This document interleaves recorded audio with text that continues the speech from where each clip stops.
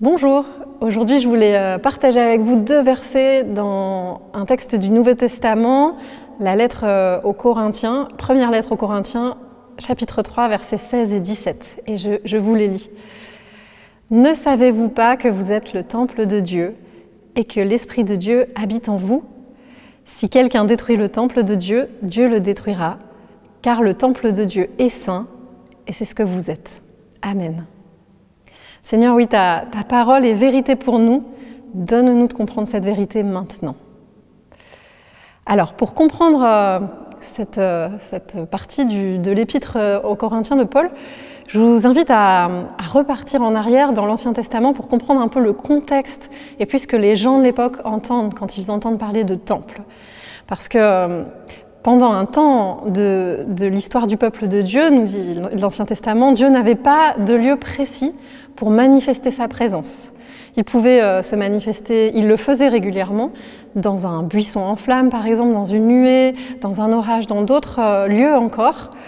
Et l'Éternel se manifestait souvent à des personnes, mais il n'avait pas un lieu précis où les croyants savaient qu'ils pouvaient venir et rencontrer Dieu, être dans sa présence, passer du temps avec lui.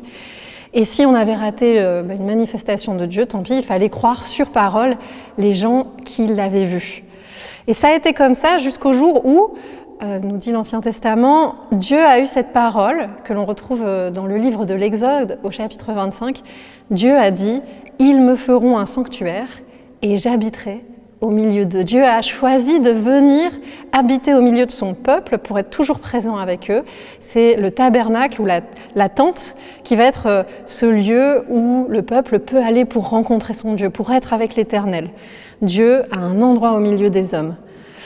Et cette tente, ça a été le lieu où le peuple est allé rencontrer Dieu jusqu'au jour où David, le roi David, s'est dit « Mais moi, j'habite dans une maison de cèdre, une maison de bois, et Dieu, lui, habite dans une tente. C'est pas normal. » Et donc, a commencé à germer cette idée pour David, et dans un dialogue avec l'Éternel, de lui construire un temple.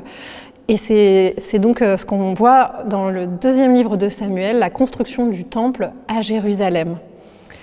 Mais beaucoup plus tard, c'est ce qu'on lit dans les évangiles, quand Jésus est venu sur cette terre, il est venu pour apporter plein de choses, et notamment une modification profonde de la compréhension de ce que c'est que le temple de Dieu, ce lieu de manifestation de la présence de Dieu. Il a affirmé que si le temple était détruit, eh bien lui, il le relèverait en 3 jours. Et évidemment, cette parole était incompréhensible. Bien entendu que physiquement, personne n'aurait été capable de reconstruire un temple, un tel bâtiment en 3 jours. Mais Jésus parlait d'un autre temple. Évidemment, il parlait de lui-même. Et il annonçait aussi quelque chose d'autre. Il allait être donné à l'humanité, aux hommes et aux femmes, de vivre quelque chose de très spécial. C'est la possibilité de recevoir l'Esprit Saint, de recevoir chacun en soi le souffle de Dieu, le souffle de vie, afin que chacun puisse devenir quoi ? Le temple du Saint-Esprit, le temple qui reçoit la vie même de Dieu. Et qu'est-ce que ça veut dire concrètement ? Ça veut dire que, à la différence du peuple hébreu, nous n'avons pas qu'un seul lieu où nous pouvons nous rendre pour expérimenter la présence de Dieu et être en connexion avec lui. Nous n'en avons pas même 10 ou 20 ou quelques milliers, mais ça veut dire qu'aujourd'hui, vraisemblablement, il y a plus de 2 milliards de temples dans ce monde aujourd'hui. Ça veut dire que chaque chrétien est porteur de cette présence de Dieu en lui. Et une différence majeure entre ces milliards de temples dont vous faites partie et le temple qui a été construit à Jérusalem, c'est que vous avez des jambes, vous pouvez bouger, vous êtes des temples mouvants, des temples mobiles, des temples qui bougent. Et ça, c'est une énorme différence entre les lieux de culte, le temple de l'époque et le temple que vous êtes. Vous êtes des temples qui peuvent bouger, qui peuvent parler, qui peuvent manifester la présence de Dieu au monde. Mais il y a une chose qui n'a pas changé entre le temple à l'époque et vous, qui êtes des temples du XXIe siècle, c'est l'idée que le temple de Dieu, quel qu'il soit, et quelle que soit sa forme, est un lieu saint. Le psaume 11, verset 4, le Seigneur dit « Le Seigneur est dans son temple saint ». Et Paul, qui sait que le temple de Dieu, la présence, là où habite Dieu, là où sa présence se manifeste, ne peut être que saint, écrit pour les Corinthiens, mais bien sûr pour vous aussi, pour nous, il écrit cette vérité sur notre vie. Le temple de Dieu est saint et c'est ce que vous êtes. Vous êtes saints, nous dit Paul. Alors j'aimerais un peu qu'on s'arrête sur cette idée de la sainteté aujourd'hui. Voilà, aujourd'hui je voulais vraiment vous parler de cette idée de la sainteté parce que c'est une idée qui est souvent mal comprise dans le christianisme actuellement. Vous voyez, chaque religion, chaque philosophie même, a en son cœur cette idée de sainteté. Elle n'est pas seulement propre au christianisme. La sainteté comme but, comme objectif de vie, la sainteté comme une idée de plus haut, de plus beau, de plus pur, de plus parfait. La sainteté comme nettoyage intérieur, comme lieu de proximité avec la divinité, comme perfection à atteindre. Chaque religion a quelque part, en fait, dans ses principes, une sorte d'échelle à grimper.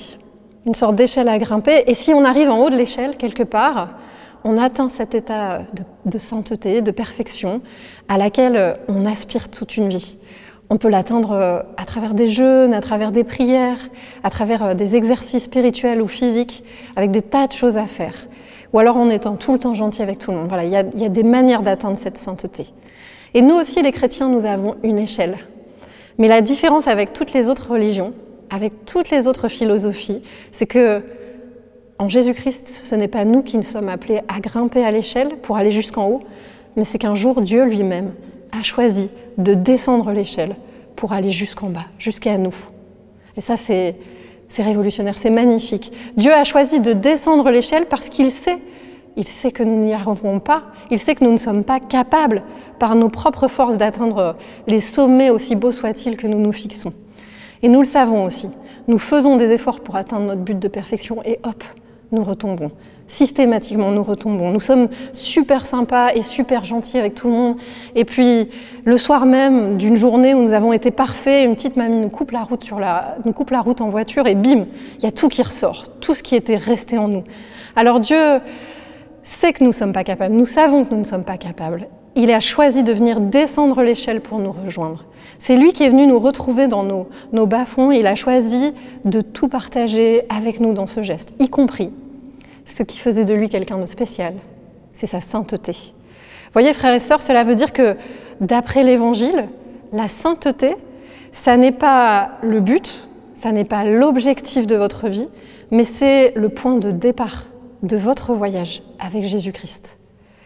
Sinon, ça veut dire que Dieu n'aurait pas fait un très bon travail à la croix. Sinon, ça veut dire que tout n'aurait pas été accompli. Mais c'est un donné. Il vous a donné la sainteté. C'est notre point de départ, non pas ce que nous obtiendrons plus tard en étant bons ou parfaits, mais ce que vous obtenez dès le départ. Le temple de Dieu est saint, nous dit Paul, et c'est ce que vous êtes. Et j'aime lire dans les évangiles que lors du baptême de Jésus, quand il ressort du Jourdain, que les cieux s'ouvrent et l'Esprit de Dieu descend sur lui, une voix fait entendre ces paroles.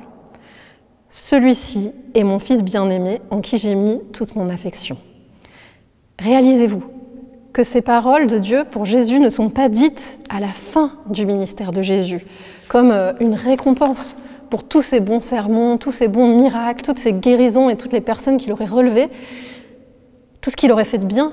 Non, non, c'est bien au début, avant même qu'il ait prêché un seul sermon, avant même qu'il ait commencé son ministère, que le Seigneur lui a dit « Tu es mon Fils bien-aimé ». C'est son point de départ, c'est ce qui le fonde. Il reçoit l'Esprit et il est déjà le temple, il est déjà saint. Et c'est la même chose pour vous. C'est la même chose pour nous. La sainteté, ça n'est pas une récompense parce que vous aurez mené une vie digne. La sainteté, c'est un cadeau de Dieu.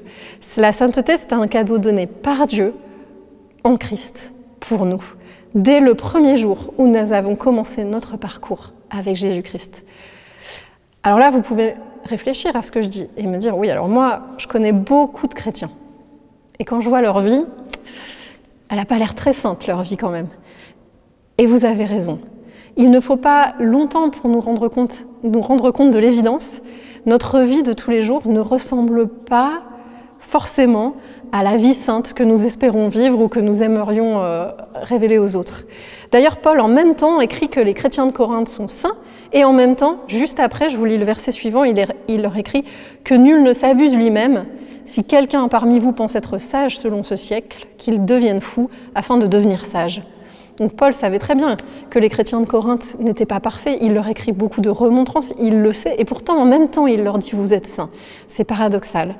Pourquoi? Parce que notre sainteté, elle nous est donnée, mais elle a besoin aussi d'être révélée. Elle est parfaite depuis le début, elle n'a pas besoin d'être perfectionnée, mais elle a besoin d'être révélée. Elle a besoin que nous travaillions pour qu'elle soit révélée. Elle a besoin que nous travaillions pour qu'elle soit montrée au monde.